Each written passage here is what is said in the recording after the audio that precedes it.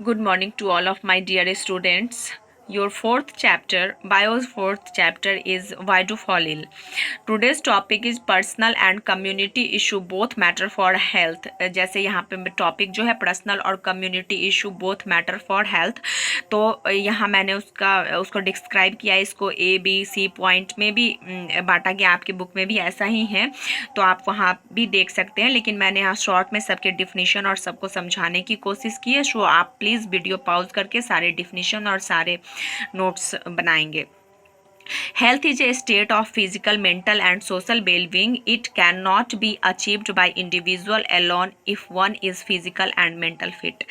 तो हेल्थ जो है वो फिजिकल, मेंटल और सोशल वेल बीइंग होना चाहिए। मैंने पीछे भी बताया था कि जब मेंटली, फिजिकली और इकोनॉमिकली सारे दृष्टिकोण से जब आदमी फिट होता है तो उसको हम लोग हेल्दी बोलते हैं। It can not be achieved by individual, ये अकेले अचीव नहीं किया जा सकता है। If one is physically and mentally fit, कि अकेला कोई आदमी फिजिकली और मेंटली फिट रह सके। जैसे अभी कोविड-19 कोरोना वायरस को ही लेते हैं, जैसे हम पर्सनल बिल्कुल सचेत हैं, आप बिल्कुल पर्सनल सचेत हैं कि हमें कोरोना वायरस को भगाना है, हम हाथ धोएंगे, कहीं बाहर जाएंगे तो मास्क लगा के जाएंगे या बाहर नहीं निकलेंगे। लेकिन कोई और है जो आपका दोस्त है, आप नहीं जानते हो कि कहाँ से आया है, ठीक है, वो आके वो कोरोना पॉजिटिव है और वो आपसे आके मिल लेता है, या आपसे डायरेक्ट नहीं मिलता है, आपके घर में जो काम करने आ रहे हैं किसी भी तरीके से, वो कोरोना पॉजिटिव पेशेंट से मिल रखा है और वो फिर आपके घर में काम करने आ रहा है, तो आप भी कोरोना पॉजिटिव हो जाएंगे। या फिर आपके पापा कहीं ऑफिस में काम करते हैं तो वो वहाँ किसी कोरोना पॉजिटिव से मिलते हैं तो वो कोरोना घर में ले आते हैं। इसीलिए ये कम्युनिटी इशू पर्सनल, और हम खुद ठीक रहेंगे और दूसरों को भी ठीक रखेंगे, इसलिए ये टॉपिक बहुत इंपॉर्टेंट है। आज के रीज़न में आपको भी पढ़ना चाहिए। Personal and community issue both matter for health. अब तो आप इसको मान ही रहे होंगे ये देखने के बाद, इतना लॉकडाउन और फिर से ये हो रहा है।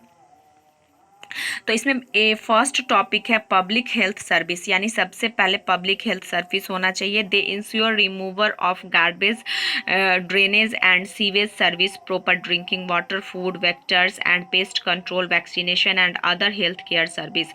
तो पब्लिक हेल्थ रहना चाहिए, यानी गार्बेज का अच्छे से, ड्रेनेज का और सीवेज का अच्छे से रिमूवल होना चाहिए, और हमको गंदगी से बचना चाहिए, और ड्रिंकिंग वाटर का प्रॉपर सर्विस होना चाहिए। फूड अच्छा लोग खाए, वेक्टर जो कि रोग उत्पन्न करने वाले कारक होते हैं उनसे बचा जाए, एंड पेस्ट कंट्रोल किया जाए, यानी कीट पतंगों को कंट्रोल किया जाए, वैक्सीनेशन किया जाए, and other health care service को भी ध्यान में रखा जाए। नेक्स्ट है इकोनॉमिक कंडीशन, यानी economic condition, a proper nutrition is essential for good health, they should be proper earning in order to provide food और एवरीवन इन द फैमिली, यानी इकोनॉमिक कंडीशन भी लोगों की मतलब एक निश्चित हो और वो ठीक ढंग से अपने परिवार वालों को भोजन खिला पाएंगे, तभी तो अब लॉकडाउन है, इकोनॉमिक कंडीशन अच्छी नहीं है तो लोग भूखे भी मरने लगेंगे, और लोग भूखे शहरों में मर रहे थे, तभी तो वो पैदल यहाँ तक अपने अपने घरों तक आने की मतलब सफल कोशिशें की और घर पहुँच भी गए।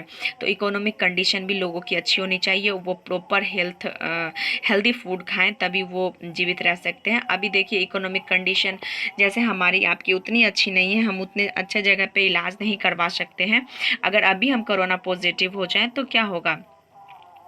अगर बहुत ज़्यादा हम में मतलब सिम्टम्स हैं तो मरने के अलावा और कोई चारा नहीं बचेगा। अगर कम है सिम्टम्स तो फिर हम बच सकते हैं।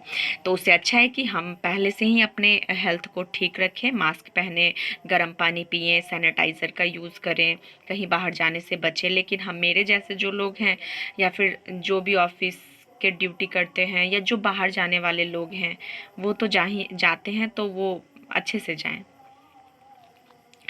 नेक्स्ट है social equality and harmony. Social equality and harmony are required for the participating in one another joy and sorrow. तो सोशल इक्वालिटी और हारमोनी ज़रूरी है क्योंकि वो हम सब एक तरह के होते हैं, तो सबके दुख और सुख में मतलब इंजॉय करते हैं।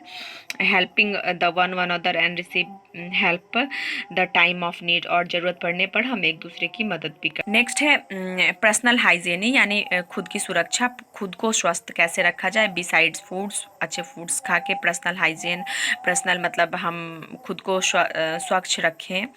टाइमली वैक्सीनेशन, वैक्सीनेशन जो हो वो टाइम पे हो। And personal protection from vector of diseases are important, और जो भी रोग उत्पन्न करने वाले कारक हैं उनसे हम प्रोटेक्शन का ध्यान रखें।